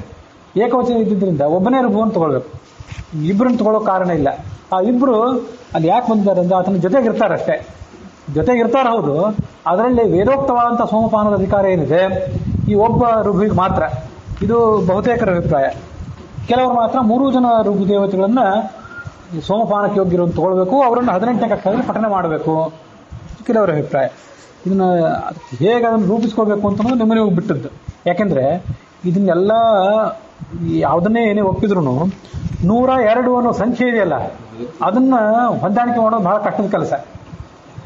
ಅದಕ್ಕೆ ಜೋತು ಬೀಳಬೇಕು. ಕೆಲವರ ಪ್ರಕಾರ 101 ಆಯಿತು. ಯಾಕಂದ್ರೆ ಈಗ ಆದಿತ್ಯರನ್ನ 6 ಜನ ಆದಿತ್ಯರು ಅಂತ ತೊಗೊಂಡ್ರಲ್ಲ, ರಾಘವೇಂದ್ರ ಸ್ವಾಮಿಗಳು ಇವರೆಲ್ಲ 6 ಜನ ಆದಿತ್ಯರು ಅಂತ ತೊಗೊಂಡ್ರೆ ಇರೋದು 5 ಜನ ಆದಿತ್ಯರು, ಒಬ್ಬ ಪರಮಾತ್ಮನ ಹೆಸರಲ್ಲಿ ಮುಂದೆ ಬಂತು. ಹಾಗಾಗಿ ಒಟ್ಟಾರೆ ಜನ ಎಷ್ಟಾದ್ರು 101 ಆಯಿತು, 102 ಆಗಲಿಲ್ಲ. ನಾವು ಶ್ಲೋಕ ಪ್ರಧಾನ ವಾಯುರ್ವಸವಃ ರುದ್ರಾದಿತ್ಯ ಮರುದ್ಗಣ ಅಂತ ಶ್ಲೋಕ ಹೇಳಿದ್ವಿ. ಆಮೇಲೆ ಬ್ರಹ್ಮಣಿ ದ್ವೇ ಶತಾಧಿಕೆ ಅಂತ ಹೇಳಿದ್ವಿ. ಬಾಯಿಂದ 102 ಅಂತ ಹೇಳಿದ್ರು ಕೂಡ ಆಗಿದ್ದು 101. ಇದು ಜಗನ್ನಾಥದಾಸರ ಅಭಿಪ್ರಾಯದಲ್ಲಿ, ರಾಘವೇಂದ್ರ ಸ್ವಾಮಿ ಅಭಿಪ್ರಾಯದಲ್ಲಿ, ಎಷ್ಟೋ ಜನರ ಅಭಿಪ್ರಾಯದಲ್ಲಿ ಇದೆಲ್ಲ 101. ಸ್ವಯಂ ಶೇಷವಾಕ್ಯಾರ್ಥ ಚಂದ್ರಿಕಾಕಾರರ ಅಭಿಪ್ರಾಯದ ಪ್ರಕಾರ ಕೂಡ 101. ಯಾದುಪತ್ಯ 1ರ ಪ್ರಕಾರ ಅದು ಕೂಡ 102 ಆಗೋದಿಲ್ಲ, 101 ಆಗ್ತದೆ. ಯಾಕೆಂತಂದ್ರೆ ಅವರು 6 ಜನ ಆದಿತ್ಯರನ್ನು ಹೇಳ್ತಾರೆ. 6 ಜನ ಆದಿತ್ಯರನ್ನ ಇಲ್ಲಿ, 6 ಜನ ಆದಿತ್ಯರನ್ನ ಅಲ್ಲಿ, ಇಬ್ಬರು ಚತುರ್ಮುಖ ಬ್ರಹ್ಮ ಮತ್ತು ಒಬ್ಬ ಬ್ರಹ್ಮ ಅಂತಾರೆ. 6 ಜನ ಆದಿತ್ಯರು ಅಂತ ನಾವು ಆಹುತಿ ಯಾರು ಕೊಟ್ಟರು ಕೂಡ ಇರೋದು ಒಬ್ಬನೇ ಅಲ್ಲ, ಒಬ್ಬ ಪರಬ್ರಹ್ಮ, ಈ ಕಡೆ ಒಬ್ಬ ಉರುಕ್ರಮ. ಹೀಗಾಗಿ ಇರೋದು ಒಬ್ಬನೇ ಆದ್ದರಿಂದ ಅದು 101 ಆಗ್ತದೆ. ಶೇಷವಾಕ್ಯಾರ್ಥ ಚಂದ್ರಿಕಾಕಾರ ಪ್ರಕಾರನೂ ಒಂದೇ, ರಾಯರ ಪ್ರಕಾರ ಎಲ್ಲರ ಪ್ರಕಾರನೂ 101, ಜಗನ್ನಾಥದಾಸರ ಪ್ರಕಾರನೂ 101. 102 ಅನ್ನೋ ಸಂಖ್ಯೆಯನ್ನು ಕೂಡಿಸೋದು ಇದು ಯಾರ ಅಭಿಪ್ರಾಯದಲ್ಲೂ ಅದು ಹೊಂದಾಣಿಕೆ ಆಗೋದಿಲ್ಲ. ಇದೊಂದು ಸಮಸ್ಯೆನೇ. ಆ ಸಮಸ್ಯೆ, ಇವೆಲ್ಲ ಸಮಸ್ಯೆ ಅಂತ ನಾವೇನು ಅಂತೀವಲ್ಲ, ಸಮಸ್ಯೆ ಅಂತ ತಿಳ್ಕೊಂಡ ಸಮಸ್ಯೆ ಇಲ್ಲಿದ್ರಿಲ್ಲ. ಪರಮಾತ್ಮಂದು 2 ರೂಪ ಅಂತ ಇಟ್ಕೊಂಡ್ಬಿಟ್ರೆ ಸಮಸ್ಯೆನೇ ಅಲ್ಲ. ಇನ್ನು ಗೋವಿಂದಾಚಾರ್ಯರ ಅಭಿಪ್ರಾಯದ ಪ್ರಕಾರ 87 ಮತ್ತು 13 ಅಂದರೆ ಅಲ್ಲಿಗೆ 100 ಆಯಿತು, ಪ್ಲಸ್ 2 ಅಲ್ಲಿಗೆ 102 ಜನ ದೇವತೆಗಳ ಸರಿಯಾದಂಥ ಲೆಕ್ಕಾಚಾರ ಅವ್ರ ಪ್ರಕಾರ ಸಿಕ್ತು. ಋಭುಗಳನ್ನು 3 ಜನ ಅಂತ ಇಟ್ಕೋತಾರೆ. ಆದರೆ ಗೋವಿಂದಾಚಾರ್ಯ ವಾದದಲ್ಲಿಯೂ ಕೂಡ ಒಂದು ಸಣ್ಣ ಸಮಸ್ಯೆ ಇದೆ. ಅದೇನು ಸಣ್ಣ ಸಮಸ್ಯೆ ಅಂತಂದ್ರೆ ಅವರು ಅಶ್ವಿನಿ ದೇವತೆಗಳನ್ನು ಒಬ್ಬರು ಅಂತ ಹೋಗ್ತಾರೆ. ಇವಿಷ್ಟೆಲ್ಲ ವಾದಗಳನ್ನು ಪರಿಶೀಲನೆ ಮಾಡಿದ ಮೇಲೂ ಕೂಡ ಒಂದಲ್ಲ ವಾದದಲ್ಲಿ ಒಂದು ಸಮಸ್ಯೆನೇ. ಇವರೆಲ್ಲರೂ ಆದಿತ್ಯರನ್ನು 6 ಜನ ತಗೊಂಡ್ರು ಕೂಡ ಒಟ್ಟಾರೆ ದೇವತೆಗಳ ಸಂಖ್ಯೆ 101 ಆಯ್ತು. ಇವರಲ್ಲಿ ಗೋವಿಂದಾಚಾರ್ಯ ಪ್ರಕಾರನು ಸಂಖ್ಯೆ ಆಗೋದು 102 ಅಂತ ಅವರು ಗಣನೆ ಮಾಡ್ಲಿಕ್ಕೆ ಹೋಗ್ತಾರೆ. ಆದ್ರೆ ಆಗೋದು 101. ಯಾಕೆಂದ್ರೆ ಇಬ್ಬರು ಅಶ್ವಿನಿ ದೇವತೆಗಳನ್ನ ಅವರು 1 ಅಂತ ಪರಿಗಣನೆ ಮಾಡ್ತಾರೆ. ನಿಮಗೆ ಅದ್ರ ಬಗ್ಗೆನೂ ಕೂಡ ಅವ್ರು ಯಾವ್ಯಾವ ದೇವತೆಗಳನ್ನು ಹೇಳ್ತಾರೆ, ಯಾವ್ಯಾವ ಕಕ್ಷಾದಲ್ಲಿ ಸೇರಿಸ್ತಾರೆ ಅಂತ ನಿಮಗೊಂದು ಮಾಹಿತಿ ಹೇಳ್ತೇನೆ. ವಸುಗಳು ಒಟ್ಟು 8 ಜನ. ಅದರಲ್ಲಿ ಒಬ್ಬ ವಸು 15ನೇ ಕಕ್ಷಾದಲ್ಲಿ ಅಗ್ನಿ. ಇನ್ನು ಉಳಿದ 7 ಜನರು 18ರಲ್ಲಿ. ರುದ್ರರು 11 ಇದ್ದಾರೆ. ಅದರಲ್ಲಿ ಒಬ್ಬ ಮಹಾದೇವ ಉಕ್ತರಲ್ಲಿ. 10 ಜನ 18 ಕಕ್ಷಾದಲ್ಲಿ, ಆದಿತ್ಯರು 12 ಜನ ಇದ್ದಾರೆ, ಅದರಲ್ಲಿ 5 ಜನ ಬೇರೆ ಕಕ್ಷಾಗಳಲ್ಲಿ, ಇನ್ನು 6 ಜನ ಈ 18 ಕಕ್ಷಾದಲ್ಲಿ, 49 ಜನ ಮರುತ್ತುಗಳಿದ್ದಾರೆ, 2 + 47 2 ದೊಡ್ಡ ಮೇಲಿನ ಕಕ್ಷಾಗಳಲ್ಲಿ, ಇನ್ನು 47 ಜನ ಆದಿತ್ಯರು ಮರುತ್ತುಗಳು ಈ ಕಕ್ಷಾದಲ್ಲಿ. ಪ್ರಧಾನ ವಾಯು ಒಬ್ಬ ಇದ್ದಾನೆ, ಅವನು 3ನೇ ಕಕ್ಷಾದಲ್ಲಿ. ವಿಶ್ವ ದೇವತೆಗಳು 10 ಜನ, ಅವರು ಕೂಡ ಇದೇ ಕಕ್ಷಾದಲ್ಲೇ 18ನೇ ಕಕ್ಷಾದಲ್ಲಿ, ಅವ್ರ ಬಗ್ಗೆನೂ ವಿವಾದ ಇಲ್ಲ. ಬೃಹಸ್ಪತಿ ಅಥವಾ ಗುರು ಇದ್ದಾನೆ, ಅವನು 10ನೇ ಕಕ್ಷಾದಲ್ಲಿ, ಅವನ ಬಗ್ಗೆನೂ ಏನು ವಿವಾದ ಇಲ್ಲ. ಇನ್ನು ಪಿತೃದೇವತೆಗಳು ಕವ್ಯವಾಹನ, ಯಮ, ಚಂದ್ರ ಅಂತ 3 ಜನ ಹೆಸರನ್ನ ದಾಸರು ಹೇಳ್ತಾರೆ. ಆ 3 ಜನರ ಪೈಕಿ ಇಬ್ಬರು, ಯಮ ಮತ್ತು ಸೋಮ ಇಬ್ಬರು ಕೂಡ 12ನೇ ಕಕ್ಷಾದಲ್ಲಿದ್ದಾರೆ. ಕವ್ಯವಾಹನ ಒಬ್ಬ ಈ 18ನೇ ಕಕ್ಷಾದಲ್ಲಿದ್ದಾನೆ. ಇದು ಜಗನ್ನಾಥ್ ಇವರು ಗೋವಿಂದಾಚಾರ್ಯ ಕೂಡ ಈ ಒಂದು ಅಭಿಪ್ರಾಯವನ್ನು ಒಪ್ಪಿದ್ದಾರೆ. ಯಮ, ಸೋಮ, ಕವ್ಯವಾಹನ ಅನ್ನೋ ಅಭಿಪ್ರಾಯ. ಋಭುಗಳು, ಈಗ ಋಭುಗಳ ಬಗ್ಗೆ ಹೇಳಬೇಕಾದ್ದು. ಋಭು ಅಂತ 3 ಜನ ಋಭು ದೇವತೆಗಳನ್ನು ತಗೊಂಡು ಆ 3 ಜನರನ್ನ 18ನೇ ಕಕ್ಷಾದಲ್ಲಿ ಸೇರಿಸ್ತಾರೆ ಗೋವಿಂದಾಚಾರ್ಯ. ಗೋವಿಂದಾಚಾರ್ಯ ಈ ಅಭಿಪ್ರಾಯವನ್ನು ರೂಪಿಸಿಕೊಳ್ಳಿಕ್ಕೆ ಮತ್ತು ಪ್ರಾಚೀನ ಟಿಪ್ಪಣಿಕಾರದ ಯಾರ್ದಾದ್ರು ಇದ್ದಿರಬೇಕು ಅಭಿಪ್ರಾಯ. ಅದು ಈ ಸದ್ಯ ನನಗೆ ಬಹಳಷ್ಟು ಓದಿ ಇದನ್ನೆಲ್ಲ ತಯಾರು ಮಾಡ್ಕೊಂಡಿದ್ದೇನೆ. ಆದರೆ ಕೆಲವು ಹೆಸರುಗಳು ನನಗೂ ಮರ್ತ ಹೋಗಿಬಿಟ್ಟಿರ್ತದೆ. ಇಂಥವ್ರು ಹಿಂಗೆ ಹೇಳ್ತಾರೆ ಅಂತ ಅನ್ನೋದನ್ನ ನಿಮ್ಮ ಮುಂದೆ ಹೇಳಲಿಕ್ಕೆ ಇವತ್ತು ನನಗೂ ಮರ್ತ ಹೋಗಿರ್ತದೆ. ಇಲ್ಲಿ ಅಂತೂ ಋಭು, ವಿಭ್ವ, ವಾಜ 3 ಜನ ಋಭು ದೇವತೆಗಳು. ಅವರು 3 ಜನರನ್ನ ಅವರು 18 ಕಕ್ಷಾದಲ್ಲಿ ಸೇರಿಸ್ತಾರೆ. ಜಾವ, ಜ್ಯೂ ಮತ್ತು ಪೃಥ್ವಿ ಅಂತನವ್ರು ಇಬ್ರು. ಆ ಜ್ಯೂ ಮತ್ತು ಪೃಥ್ವಿಗಳು ಇಬ್ರು ಇದ್ದಾರೆ ಒಟ್ಟು. ಅದರಲ್ಲಿ ಆ ಇಬ್ರು ಕೂಡ 18 ಕಕ್ಷಾದಲ್ಲೇ ಸೇರ್ತಾರೆ. ದ್ಯೂ ಅಂದ್ರೆ ಭಾರತೀಯ ದೇವಿ ಅಂತ ತಗೊಳ್ಬಾರ್ದು. ಸ್ವರ್ಗಲೋಕದ ಅಭಿಮಾನಿನೇ ಒಬ್ಳು, ಪೃಥ್ವಿ ಒಬ್ಳು. ಇಲ್ಲಿ ನಾನು ಮೊನ್ನೆ ಒಂದು ವ್ಯಾಕರಣದ ಪ್ರಮಾದ ಮಾಡಿದೆ, ಅದು ಬಾಯಿ ತಪ್ಪಿ ಆಗಿದ್ದು ಅಂತ ಕಾಣಿಸ್ತದೆ. ಸಮಾಸ ಮಾಡುವಾಗ ರಾಮಶ್ಚ ಕೃಷ್ಣಶ್ಚ ರಾಮಕೃಷ್ಣವು ಅಂತೀವಲ್ಲ, ಆ ಥರ ಜುಶ್ಚ ಪೃಥ್ವೀಚ ಜಾವಾ ಪೃಥ್ವಿಯವು ಅಂತ ಹೇಳಿದೆ. ಅದು ಜುಶ್ಚ ಅಲ್ಲ, ಜೌಶ್ಚ. ಜೌಶ್ಚ ಪೃಥ್ವೀಚ ಜಾವಾ ಪೃಥ್ವಿಯವು. ಅದು ನಿಮಗೆ ಗಮನಿಸ್ ಬಂದಿರ್ಲಿಕ್ಕಿಲ್ಲ. ನಾಳೆ ಈ ಧ್ವನಿಮುದ್ರಣ ಯಾರು ವಿದ್ವಾಂಸರು ಕೇಳಿದಾಗ ಅದೇನು ಎಲ್ಲ ಜೌಶ್ಚ ಅನ್ನೋದನ್ನು ನೀವು ಜ್ಯೂ ಅಂತ ಹೇಳಿದ್ನಲ್ಲ, ಮೂಲ ಶಬ್ದ ಜ್ಯೂ, ಆದರೆ ಪ್ರಥಮ ವಿಭಕ್ತಿ ಏಕವಚನ ಜೌಹು. ಹಾಗಾಗಿ ಜೌಹು ಚ ಪೃಥ್ವೀ ಚ ಜಾವಾ ಪೃಥ್ವಿಯವು ಅಂತ ಆಗಬೇಕು. ಮೊನ್ನೆ ಅದನ್ನು ತಪ್ಪು ಮಾಡಿದ್ದೆ, ಅದನ್ನು ಗಮನಿಸ್ಕೋಬೇಕು. ಹೀಗೆ ಆ ಜ್ಯೂ ಮತ್ತು ಪೃಥ್ವಿ ಇಬ್ಬರು 18ರಲ್ಲಿ. ಅಶ್ವಿನಿ ದೇವತೆಗಳು ಅವ್ರನ್ನ ಒಂದು ಪರಿಗಣನೆ ಮಾಡಬೇಕು ಅಂತ ಹೇಳ್ತಾರೆ ಅವರು ಈ ಗೋವಿಂದಾಚಾರ್ಯ ಪ್ರಕಾರ. ಯಾಕೆ ಒಂದು ಪರಿಗಣನೆ ಮಾಡಬೇಕು ಅಂತಂದ್ರೆ, ಈ ಅಶ್ವಿನಿ ದೇವತೆಗಳಿಗೆ ಅವ್ರ ವ್ಯಕ್ತಿಗಳಿಬ್ಬರಿದ್ರೂ ಕೂಡ ಆಹುತಿ ಅವ್ರಿಗೆ ಕೊಡ್ತೇವಲ್ಲ, ಒಂದೇ ಆಹುತಿ ಕೊಟ್ಟರೆ ಇಬ್ರು ಬರ್ತಾರೆ. ಅವರಿಬ್ಬರಿಗೂ ಅವರು ಗಣದೇವತೆಗಳು ಹೌದು, ಇವನ ಹೆಸರು ಅವಂದು, ಅವನ ಹೆಸರು ಇವಂದು. ಉಳಿದ ಗಣದೇವತೆಗಳಿಗೆ ಈ ಒಂದು ವೈಶಿಷ್ಟ್ಯ ಇಲ್ಲ. 47 ಜನ ಮರುತ್ತುಗಳಿದ್ದಾರೆ, 10 ಜನ ವಿಶ್ವ ದೇವತೆಗಳು, ರುದ್ರರು, ಆದಿತ್ಯರು, ಯಾರಿಗೂ ಕೂಡ ಗಣದೇವತೆಗಳು ಅಂತಾರೆ ಹೊರತು ಎಲ್ಲರಿಗೂ ಸಮಾನವಾದ ಒಂದು ಹೆಸರು ಅಂತ ಅನ್ನೋದಿಲ್ಲ. ಎಲ್ಲರಿಗೂ ಸಮಾನವಾಗಿ ಆದಿತ್ಯರು ಅಂತ ಕರೆದ್ರು ಒಬ್ಬೊಬ್ಬರಿಗೆ ಮತ್ತೊಂದು ಪ್ರತ್ಯೇಕವಾದ ಹೆಸರಿದೆ. 11 ಜನ ರುದ್ರರನ್ನ ರುದ್ರು ಅಂತ ಕರೆದ್ರು ಕೂಡ ಮತ್ತು ಪ್ರತ್ಯೇಕವಾಗಿ ಪ್ರತಿಯೊಬ್ಬರಿಗೂ ಒಂದೊಂದು ಹೆಸರಿದೆ. ಅಶ್ವಿನಿ ದೇವತೆಗಳು ಅಂತ ಇಬ್ಬರಿಗೂ ಕೂಡಿ ಕರಿತೇವೆ. ನಾಸತ್ಯ ಅಂತ ಇವಂದು ಹೆಸರು, ಅವಂದು ಹೆಸರು. ದಸರಾ ಅಂತ ಇವಂದು ಹೆಸರು, ಅವಂದು ಹೆಸರು. ಹಾಗಾಗಿ ಒಂದು ಆಹುತಿ ನೀವು ಕೊಟ್ರೆ ಇಬ್ರು ಬರ್ತಾರೆ, ಇಬ್ರು ಆಹುತಿ ಸ್ವೀಕಾರ ಮಾಡ್ತಾರೆ. ಹಾಗಾಗಿ ಅವರನ್ನು ಒಂದೇ ಪರಿಗಣನೆ ಮಾಡಬೇಕು. ಇದು ಗೋವಿಂದಾಚಾರ್ಯ ಅಭಿಪ್ರಾಯ. ಅದು ಉಷಾ ಒಬ್ಬಳೆ ಯಾವುದೇ ದೇವತೆಯನ್ನು ಕರೆದಾಗ ಆತ ಸಪತ್ನಿಕನಾಗೇ ಬರ್ತಾನೆ. ಅದು ಎಲ್ಲ ಕಡೆ ಒಪ್ಪಿಗೆ ಆಗಿರುವಂತಹ ವಿಷಯನೇ. ಹಾಗಾಗಿಯೇ ಭಾರತೀ ದೇವಿಯನ್ನು ಪ್ರತ್ಯೇಕವಾಗಿ ತಗೊಳ್ಬೇಕಾಗಿಲ್ಲ. ಮುಖ್ಯ ಪ್ರಾಣನಿಗೆ ಆಹುತಿ ಕೊಟ್ಟಾಗ ಭಾರತೀ ದೇವಿನೂ ಕೂಡ ಅಲ್ಲಿ ಬಂದೇ ಬರ್ತಾಳೆ ಅಂತ ನಾವು ಹಿಂದೆ ಆಲೋಚನೆ ಮಾಡಿದ್ದು. ಅಂತೂ ಅಶ್ವಿನಿ ದೇವತೆಗಳನ್ನು ಅವರು ಒಂದೊಂದು ಪರಿಗಣನೆ ಮಾಡ್ತಾರೆ. ಇದಕ್ಕೆ ಮಹಾಭಾರತ ತಾತ್ಪರ್ಯ ನಿರ್ಣಯದ ಒಂದು ಸಂವಾದ ಇದೆ ಅಂತ ಕಾಣಿಸ್ತದೆ ಈ ಅಭಿಪ್ರಾಯಕ್ಕೆ. ಹೇಗೆ ಅಂತಂದ್ರೆ, ಈ ಮಾದ್ರಿ ಸಂತಾನಕ್ಕಾಗಿ ಕುಂತಿದೇವಿಯಿಂದ ಆ ಮಂತ್ರ ತಗೊಂಡು ಒಂದು ಬಾರಿ ಕರೆದ್ಲು. ಒಂದೇ ಬಾರಿ ಕರೆದು ಬಿಟ್ರೆ ಇಬ್ರು ದೇವತೆಗಳು ಬಂದ್ರು. ಅವಳು ಆಲೋಚನೆ ಮಾಡೇ ಕರೆದ್ಲು. ಯಾಕಂದ್ರೆ ಕುಂತಿ ಮಾದ್ರಿಗೆ ಆ ಮಂತ್ರವನ್ನು ಒಂದೇ ಬಾರಿ ಪ್ರಯೋಗ ಮಾಡ್ಲಿಕ್ಕೆ ಅನುಮತಿ ಕೊಟ್ಟಿದ್ಲು. ಇವಳು ಒಂದೇ ಬಾರಿ ಕರಿಬೇಕು. ಆದ್ರೆ ಒಬ್ಬನೇ ದೇವತೆ ಬಂದು ನನಗೆ ಒಬ್ಬನೇ ಮಗು ಸಿಕ್ಕಂತ ಆಗಿರಬಾರ್ದು. ಇಬ್ರು ದೇವತೆಗಳು ಸಿಕ್ಕು, ಇಬ್ರು ದೇವತೆಗಳು ಬರಬೇಕು, ಇಬ್ರು ಮಕ್ಕಳು ಆಗಬೇಕು. ಅಂಥ ವೈಶಿಷ್ಟ್ಯ ಬೇರೆ ಯಾವ ದೇವತೆಗಳಿಗೂ ಇಲ್ಲ. ಅದಕ್ಕಾಗಿ ಅಶ್ವಿನಿ ದೇವತೆಗಳನ್ನೇ ಕರೆದ್ಲು ಅಂತಿದೆ. ಹಾಗಾಗಿ ಒಂದೇ ಮಂತ್ರ, ಒಂದೇ ಆಹುತಿ ಇಬ್ರು ದೇವತೆಗಳಿಗೆ. ಇದು ವೈಶಿಷ್ಟ್ಯ ಇರೋದ್ರಿಂದ ಅಶ್ವಿನಿ ದೇವತೆಗಳನ್ನು ಒಂದು ಅಂತ ಪರಿಗಣನೆ ಮಾಡಬೇಕು. ದೇವತೆಗಳು ಇಬ್ಬರಾದ್ರೂ ಕೂಡ ಒಂದೊಂದು ಪರಿಗಣನೆ ಮಾಡಬೇಕು ಅಂತ ಗೋವಿಂದಾಚಾರ್ಯ ಅಭಿಪ್ರಾಯ. ಇದು ನಿಮ್ಗೆ ಒಪ್ಪಿಗೆ ಆದರೆ ಸ್ವೀಕಾರ ಮಾಡಬಹುದು. ನಾನು ಇನ್ನೂ ಇದನ್ನು ಮನನ ಮಾಡ್ತಿದ್ದೇನೆ. ಈಗ ಶೇಷರಲ್ಲಿ 87 ಜನ ಆದರು ಗೋವಿಂದಾಚಾರ್ಯ ಪ್ರಕಾರ. ಉಕ್ತರಲ್ಲಿ 13 ಜನ ಆದರು. ಇದೆರಡು ಕೂಡ 100 ಆಯ್ತು. ಒಬ್ಬ ಪರಮಾತ್ಮ, ಒಬ್ಬ ಚತುರ್ಮುಖ, ಎಲ್ಲ ಕೂಡಿ 102 ಆಯ್ತು. ಆದರೆ ಅಶ್ವಿನಿ ದೇವತೆಗಳು ಇಬ್ಬರು ಇರೋದ್ರಿಂದ 103, ಸಂಖ್ಯೆ 103, ಆಹುತಿಗಳು 102, ದೇವತೆಗಳು 103. ಆಗೋ ಅಂಥದ್ದೊಂದು ಸಮಸ್ಯೆ ಗೋವಿಂದಾಚಾರ್ಯ ಹೇಳಿದ ಅಭಿಪ್ರಾಯದಲ್ಲಿದೆ. ಒಂದ್ ಕಡೆ 103 ಆಯ್ತು, ಒಂದ್ ಕಡೆ 101 ಆಯ್ತು. ಅಂತೂ 102 ಅನ್ನೋದೇನಿದೆಯಲ್ಲ, mystic number. This is just a mystic number. ಅದನ್ನು ಹೊಂದಾಣಿಕೆ ಮಾಡೋದೇ ಇವು ಯಾವ ವಾದಗಳಲ್ಲಿಯೂ ಸ್ವಲ್ಪ ಸಮಸ್ಯೆನೆ. ನಾವು ಒಬ್ಬನೇ ಪರಮಾತ್ಮನಿಗೆ 2 ಆಹುತಿಗಳನ್ನು ಕೊಡ್ತೇವೆ, ದ್ವಾದಶ ಆದಿತ್ಯರಲ್ಲಿ ಒಮ್ಮೆ, ಪರಮಾತ್ಮ ಅಂತ ಒಮ್ಮೆ ಇನ್ನೊಂದು ಬಾರಿ ಆಹುತಿ ಕೊಡ್ತೇವೆ ಅಂತ ಅವರು ಹೇಳ್ಬೋದು. ಒಬ್ಬನೇ ಇಬ್ಬರು ಅಶ್ವಿನಿ ದೇವತೆಗಳಿಗೆ ಒಂದೇ ಆಹುತಿ ಕೊಡ್ತೇವೆ, ಒಬ್ಬನಿಗೆ 2 ಆಹುತಿಗಳು ಅಂತ ಅಲ್ಲಿ, ಇಬ್ಬರಿಗೆ 1 ಆಹುತಿ ಅಂತ ಇಲ್ಲಿ. ಅಂತೂ ಈಗ ಯಾವ ಅಭಿಪ್ರಾಯ ಹೇಳಿದ್ರು 102 ಅನ್ನೋ ಸಂಖ್ಯೆ ಏನಿದೆಯಲ್ಲ, ಅದು ಹೊಂದಾಣಿಕೆ ಮಾಡೋದು ಕಷ್ಟ. ಒಂದ್ ಕಡೆ 101, ಒಂದ್ ಕಡೆ 103. ಗೋವಿಂದಾಚಾರ್ಯರಲ್ಲಿ ಆ 101 ಅಂತ ಹಿಡ್ಕೊಂಡ್ರೆ ಮಾತ್ರ ಅದು 87 ಆಗ್ತದೆ. ಅಶ್ವಿನಿ ದೇವತೆಗಳನ್ನು 1 ಅಂತ ಇಟ್ಕೊಂಡ್ರೆ 7 ವಸುಗಳು, 10 ಜನ ರುದ್ರರು, 6 ಜನ ಆದಿತ್ಯರು, 47 ಜನ ಮರುತ್ತುಗಳು, 10 ಜನ ವಿಶ್ವೇ ದೇವತೆಗಳು, ಒಬ್ಬ ಕವಿವಾಹನ, 3 ಜನ ಋಭುಗಳು, 2 ದ್ಯು ಮತ್ತು ಪೃಥ್ವಿಗಳು, ಒಬ್ಬ ಅಶ್ವಿನಿ. ಇವರಿಷ್ಟು ಹೇಳಿದ್ರೆ 87. ಅಶ್ವಿನಿ ದೇವತೆಗಳು ಇಬ್ಬರಾದ್ರೆ 88 ಆಗಿಬಿಡ್ತದೆ. ಮತ್ತು ಶೇಷರು 13 ಆಗ್ತಾರೆ, 101 ಆಗ್ತದೆ. ಪರಮಾತ್ಮ ಮತ್ತು ಚತುರ್ಮುಖ ಸೇರಿ 103 ಆಗಿ ಹೋಗ್ತದೆ. ಈ ಇಷ್ಟೊಂದು ವಿಲಕ್ಷಣವಾದಂಥ ಸಂಖ್ಯೆ ಅದು, ಆ 102 ಅಂತ ಅನ್ನೋದನ್ನು. ಅವರು ಇದು ಅನುಸಂಧಾನ ಮಾಡುವವರು ತಮ್ಮ ಚಿತ್ತಕ್ಕೆ ತಕ್ಕಂತೆ, ತಮ್ಮ ಅಭಿಪ್ರಾಯಕ್ಕೆ ತಕ್ಕಂತೆ ಹೇಗೋ ಅನುಸಂಧಾನ ಮಾಡ್ಕೊಳ್ಬಹುದು. ಹೀಗೆ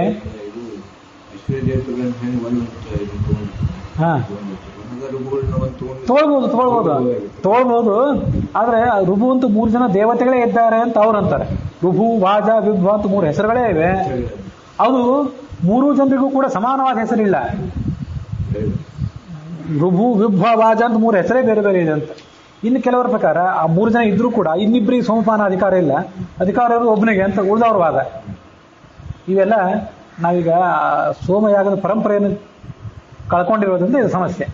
ಮತ್ತು ನಮ್ಮ ಸಮಸ್ಯೆ, ನಾವೀಗ ನಮಗೂ ನಿಮಗೂ ಸೋಮಯಾಗ ಮಾಡುವಂಥ, ಸೋಮಪಾನ ಮಾಡುವಂಥ ಸಮಸ್ಯೆ ಇಲ್ಲ ಬಿಡ್ರೆ, ಸೋಮಯಾಗ ಎಲ್ಲಿ ಮಾಡ್ತೇವೆ ನಾವು? ಅದು ಸಿಗೋದೇ ಇಲ್ಲ. ಅಲ್ಲ, ಒಂದ್ ವೇಳೆ ಸಿಕ್ಕರೂ ಕೂಡ ಸೋಮಲತೆಗೆ ಪರ್ಯಾಯವಾಗಿ ಪೂತಿಕಾ ಅಂತ ಲತಾ ತಗೊಂಡು ಅದನ್ನ ಮಾಡಿದ್ರು ಅದು ಮುಂದಿನ ಸಮಸ್ಯೆ. ನಾವೊಂದು ಪ್ರಧಾನವಾದ ಸಮಸ್ಯೆ ಏನಂತಂದ್ರೆ, ನಿಮ್ಮ ಎದುರಿಗೆ ಇಟ್ಟಿರ್ತೇನೆ, ಇಂದು ಒಂದು ಬಾರಿ ಹೇಳಿದ್ದೆ, ನಿಮ್ಗೆ ಯಾರು ಬೇರೆ ಬೇರೆ ವಿದ್ವಾಂಸರ ಸಂಪರ್ಕ, ಜ್ಞಾನಿಗಳ ಸಂಪರ್ಕ ಆದರೆ ವಿಚಾರ ಮಾಡಿ. ಸೋಮಯಾಗ ಆ ಕಡೆ ಇರಲಿ, ನಾವು ಮಾಡುವಂಥ ವೈಶ್ವದೇವ ಇದೆಯಲ್ಲ, ಋಗ್ವೇದೀಯ ವೈಶ್ವದೇವ ಮತ್ತು ಯಜುರ್ವೇದೀಯ ವೈಶ್ವದೇವ, ಅದು ಯಾರಿಗೆ ಆಹುತಿ ಹಾಕ್ತೀವಿ ಅಂತಲೇ ಗೊತ್ತಿಲ್ಲ ನಮಗೆ. ಪ್ರಧಾನ ಆಹುತಿಗಳು ತುಪ್ಪದಿಂದ ಆಹುತಿ ಹಾಕ್ತೀವಲ್ಲ, ಅದಲ್ಲ, ಪ್ರಧಾನ ಆಹುತಿ ಹಾಕ್ತೀವಲ್ಲ ನಾವು. ಅಗ್ನೇಯ ಸ್ವಾಹ, ವಿಶ್ವೇಭ್ಯೋ ದೇವೇಭ್ಯ ಸ್ವಾಹ, 2 ಗೊತ್ತಾಯ್ತು. ಧ್ರುವಾಯ ಭೂಮಾಯ ಯಾರಂತ ಗೊತ್ತಿಲ್ಲ, ಧ್ರುವಕ್ಷಿತಯೇ ಯಾರಂತ ಗೊತ್ತಿಲ್ಲ, ಅಚ್ಯುತ ಕ್ಷಿತಯೇ ಯಾರಂತ ಗೊತ್ತಿಲ್ಲ. ಒಟ್ಟು 6 ಆಹುತಿಗಳನ್ನು ನಾವು ಯಜುರ್ವೇದಿಗಳು ಹಾಕ್ತೇವೆ. ಅದರ ಪ್ರಕಾರ ಅದರಲ್ಲಿ ಅಗ್ನೇಯ ಸ್ಪೃಷ್ಟಕೃತೆ ಅಂದ್ರೆ ಅದು ಅಗ್ನಿ, ಸರಿ. ಅಗ್ನೇಯ ಸ್ವಾಹ, ವಿಶ್ವೇಭ್ಯೋ ದೇವೇಭ್ಯ ಸ್ವಾಹ, ಧ್ರುವಾಯ ಭೂಮಾಯ, ಧ್ರುವಕ್ಷಿತಯೇ, ಅಚ್ಯುತಕ್ಷಿತಯೇ, ಅಗ್ನೇಯ ಸ್ಪೃಷ್ಟಕೃತೆ. ಈ 6ರಲ್ಲಿ ಅಗ್ನಿ ಅಂದ್ರೆ ಅಗ್ನಿ. ಆಮೇಲೆ ವಿಶ್ವೇ ದೇವತೆಗಳು ಒಂದು ಗೊತ್ತು. ಅಗ್ನಿ ಸ್ಪೃಷ್ಟಕೃತ ಕೊನೆಗಿದ್ದಾನಲ್ಲ ಆತ ರುದ್ರ. ಒಂದ್ ಕಡೆ ಅದನ್ನ ಯಾರೋ ಟಿಪ್ಪಣಿಕಾರರು ಅಗ್ನಿ ಸ್ಪೃಷ್ಟಕೃತ ಅಗ್ನಿ ಅಂತಂದ್ರೆ ರುದ್ರ ಅಂತ ತಗೊಳ್ಬೇಕು ಅಂತ ಬರೀತಾರೆ. ಅಂತೂ ಈಗ 3 ಹೆಸರು ಗೊತ್ತಾಯ್ತು. 10 ಜನ ವಿಶ್ವೇ ದೇವತೆಗಳು, ಒಬ್ಬ ಅಗ್ನಿ, ಒಬ್ಬ ರುದ್ರ. ಇನ್ನು 3 ಜನ ಯಾರು? ಧ್ರುವಕ್ಷಿತಿ, ಅಚ್ಯುತಕ್ಷಿತಿ, ಧ್ರುವ ಭೂಮ. ಧ್ರುವಾಯ ಭೂಮಾಯ ಸ್ವಾಹ, ಧ್ರುವಕ್ಷಿತಯ ಸ್ವಾಹ, ಅಚ್ಯುತಕ್ಷಿತಯ ಸ್ವಾಹ. ಆ 3 ಜನ ಆಹುತಿಗಳು ನಾವು ಯಾರಿಗೆ ಹಾಕ್ತೀವಿ ಅಂತ ಗೊತ್ತೇ ಇಲ್ಲ. ಎಷ್ಟೋ ಜನ ಜ್ಞಾನಿಗಳ ಜೊತೆ ನಾನು ಇದ್ರ ಬಗ್ಗೆ ವಿಮರ್ಶೆ ಮಾಡಿದೆ, ಅದು ಗೊತ್ತಿಲ್ಲ, ಪರಮಾತ್ಮನಿಗೆ ಹಾಕ್ತೀವಿ ಅಂತ ತಿಳ್ಕೊಂಡು ಮಾಡಿಬಿಡು ಅಂತ ಹೇಳಿದ್ರು. ಇದು ನಮ್ಮಲ್ಲಿ ಮಾತ್ರ ಅಲ್ಲ, ನಿಮಗೆ ಋಗ್ವೇದಿಗಳು ನೀವು ಆಹುತಿ ಹಾಕ್ತಿರಲ್ಲ, ನಿಮ್ಮದು 10-12 ಆಹುತಿಗಳಿವೆ ಅಲ್ಲ, ಆ ಪ್ರಧಾನ ಆಹುತಿಗಳು. ಅಲ್ಲಿ ಅಂಬಿಕಾ, ವಿದ್ಯಾ, ಧನ್ವಂತರಿ ಅಂತ ಹೀಗೆಲ್ಲ ಹೆಸರು ಬರ್ತವೆ. ಧನ್ವಂತರಿ ಸರಿ ತಿಳ್ಕೋಬಹುದು, ಅಂಬಿಕಾ ಅಂದ್ರೆ ಪಾರ್ವತಿ ಅಂತ ತಿಳ್ಕೋಬಹುದು. ಇನ್ನು ಕೆಲವು ಹೆಸರುಗಳ ವಿದ್ಯಾ ಅಂತ ಕೆಲವು ಹೆಸರುಗಳಿವೆ, ಅದೆಲ್ಲ ಯಾರು? ಮತ್ತು ಆ ಹೆಸರುಗಳೆಲ್ಲ ಪಶ್ಚಾತ್ತಾರ್ಥಕ್ಕನುಸಾರವಾಗಿಲ್ಲ.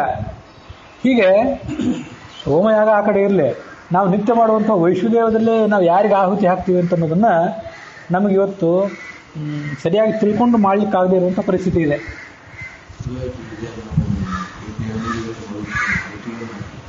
ಹೌದು,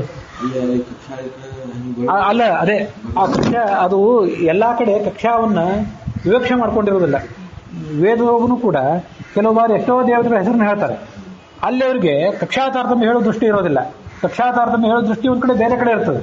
ತೈತರೀಯ ಉಪನಿಷತ್ನಲ್ಲಿ ಇವ್ರಿಗೆ ಇಷ್ಟ ಆನಂದ, ಇವ್ರಿಗೆ ಇಷ್ಟ ಆನಂದ, ಇವ್ರಿಗೆ ಇಷ್ಟ ಆನಂದ ಅಂತ ಹೇಳ್ತಾ ಬಂದ್ರಲ್ಲ, ಅಲ್ಲಿ ಕಕ್ಷಾ ತಾರತಮ್ಯದ ವಿವಕ್ಷ ಇದೆ. ಕೆಲವೊಂದು ಬಾರಿ ಆ ಕಕ್ಷಾ ತಾರತಮ್ಯವನ್ನು ಗಮನದಲ್ಲಿ ಇಟ್ಕೊಳ್ದೇನೆ, ಯಾಕಂದ್ರೆ ಆರ್ಡರ್ ಮಾಡುವಾಗ ಇನ್ನು ಒಂದು ಅಂಗಡಿಯಲ್ಲಿ ನಮ್ಗೆ ಉದಾಹರಣೆ ಕೊಡಬೇಕು ಅಂದರೆ, ಸಾಮಾನುಗಳನ್ನ ಜೋಡಿಸಿಟ್ಟಿರ್ತಾರೆ. ಕಿರಾಣಿ ಸಾಮಾನುಗಳೆಲ್ಲ ಒಂದು ಕಡೆ, ಪ್ಲಾಸ್ಟಿಕ್ ಸಾಮಾನುಗಳು ಒಂದು ಕಡೆ, ಲೋಹದ ಸಾಮಾನುಗಳು ಒಂದು ಕಡೆ, ಈಗ ಒಬ್ಬರು ಜೋಡಿಸ್ತಾರೆ. ಅಂತೂ ಆ ಸಾಮಾನುಗಳು ಯಾವುದಕ್ಕೆ ಉಪಯೋಗ ಬರ್ತವೆ ಅನ್ನೋದ್ರ ಮೇಲೆ ಕೆಲವರು ಜೋಡಿಸಿರ್ತಾರೆ. ಇನ್ನು ಕೆಲವರು ಅದನ್ನ ಲೋಹದ ಸಾಮಾನುಗಳನ್ನು ಕೂಡ ಕಿರಾಣಿ ಸಾಮಾನು ಜೊತೆ ಇಟ್ಟಿರ್ತಾರೆ. ಯಾಕಂದ್ರೆ ಅಡಿಗೆಗೆ ಉಪಯೋಗ ಆಗುವು ಕಿರಾಣಿ ಮಾತ್ರ ಅಲ್ಲ, ಆ ಲೋಹದ್ದೇ ಇರಲಿ, ಬೆಳ್ಳಿದೇ ಇರಲಿ, ಬಂಗಾರದ್ದೆಲ್ಲ ಇಲ್ಲಿ ಒಂದೇ ಕಡೆ ಇರಲಿ ಇರ್ತಾರೆ. ಪುಸ್ತಕಗಳನ್ನ ಒಂದು ಕಡೆ ಕ್ಲಾಸಿಫಿಕೇಶನ್ ಮಾಡುವಾಗ ಲೈಬ್ರರಿಯಲ್ಲೂ ಕೂಡ ಕ್ಲಾಸಿಫಿಕೇಶನ್ ಬೇರೆ ಬೇರೆ ಥರ ಮಾಡ್ಬೋದು. ಯಾವುದೇ ಕ್ಲಾಸಿಫಿಕೇಶನ್ ನಾ ಹೇಳಿದಂತೆ ನೀವು ಕ್ಲಾಸಿಫಿಕೇಶನ್ ಮಾಡಬೇಕು ಅಂತಿಲ್ಲ. ಇದ್ರಲ್ಲಿ ಜ್ಯೇಷ್ಠರ್ಯಾರು ಕನಿಷ್ಠರ್ಯಾರು ಅದನ್ನು ಹೇಳ್ರಿ ಅಂತ ನಿರ್ದಿಷ್ಟವಾಗಿ ಪ್ರಶ್ನೆ ಮಾಡಿದರೆ ಆವಾಗ ತಾರತಮ್ಯ ಹೇಳ್ತಾರೆ.